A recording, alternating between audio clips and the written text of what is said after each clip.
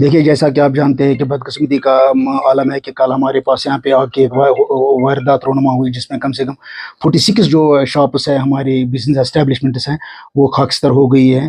اور واقعی اس میں مطلب یہ دل خراش ہو رہا ہے کہ مطلب یہ واقعہ تو نہیں ہونا چاہیے۔ تو جو دیکھیے، جب جیسا کہ آپ جانتے ہیں یہ ڈیولپمنٹ اتھارٹی جو ہے 2004 میں بنی ہے، تو 2004 سے آج تک 20 سال سے زیادہ ہو گئے، آج تک یہاں پہ فائر ٹینڈر نہیں ہے۔ فائر ٹینڈر جیسے کہ جب کہ ہونا چاہیے، کیونکہ یہ ایک فار پلنگ ایریا ہے۔ چلو یہ خوش قسمتی کا مقام ہے کہ آج ٹنل بن چکی ہے، it is because of that کہ وہیکل جو ہے گنڈ سے آنی تھی، اس کو 1 ہی گھنٹہ لگا۔ ادروائز اگر کہ گنڈ سے نہیں آنی ہوتی اور یا تھوڑی سی برف سائڈ میں ہوتی، کم سے کم 3-4 گھنٹے لگ جاتے، تو یہاں پہ کچھ رہتا ہی نہیں۔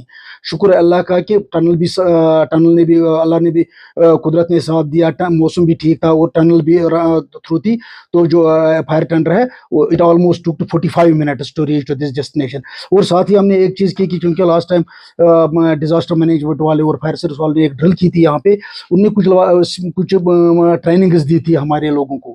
اس وقت کیا کیا ہم نے، جو ہمارے پاس JCB، ہم نے بریک کیا ایک جگہ مارکیٹ کو، ایک جگہ بریک کیا، کیونکہ اٹ از اے کنجکٹڈ مارکیٹ۔ تو جب بریک ہم نے کیا، اس سے کیا ہے کہ آگ کو پھیلنے سے آگے روک دو دکانیں تھیں، وہ ایک بندہ ہے اس نے سے پرمیشن لے کے یہ کیا گیا، اور اس بندے کی ہم سراہنا کرتے ہیں کہ جس نے اتنا مطلب بڑا سٹیپ لے کے اس نے اپنا تعاون دے دیا، تو اس سے کم 50-60 دکانیں اور بچ گئی۔ خیر، اگر بات کریں ابھی ڈیوکون صاحب نے میٹنگ لی جی، تو کیا کچھ میٹنگ میں خاص رہا؟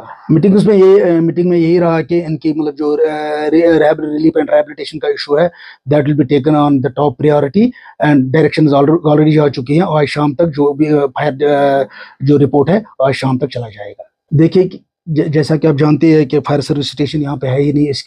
اس کے بعد جو ڈائریکشنز لاسٹ ٹائم ہوئی تھی، جو کچھ نومبر میں، تو اس وقت بھی فائر اینڈ ایمرجنسی سروس والوں کو کہا گیا تھا کہ یہاں پہ ایک انسٹال کیا جائے ایک اسٹیشن، تو لیکن ان کے کچھ ڈپارٹمنٹس کے ہچ ہیں۔ اس کے بعد میں نے AD صاحب سے بھی میٹنگ لے لی، اور وہ بھی یہاں پہ آئے تھے۔ ہم نے ان کے لیے کمرے بھی دیکھے تھے، 2-3 کمرے جو مسجد کمیٹی نے اویلیبل کیے تھے، شاید ان کو وہ راس نہیں آئے۔ اس کے علاوہ انہوں نے اور ایک بندہ تھا، شاید غیاث الدین اس کا نام ہے، اس نے بھی 1-2 کمرے ان کے لیے مہیا رکھے، لیکن ان کے بھی اپنے ڈپارٹمنٹس میں کچھ اپنی ایشوز ہوتے ہیں کہ how to keep the vehicle, کہاں پہ گاڑی رکھیں گے، کیا یہ موزون ہے گاڑی کے لیے، کیونکہ پرمنٹ ان کے پاس اسٹیبلشمنٹ پرمٹ شیڈ نہیں تھا کوئی اس قسم کا جہاں پہ وہ رکھ سکتے۔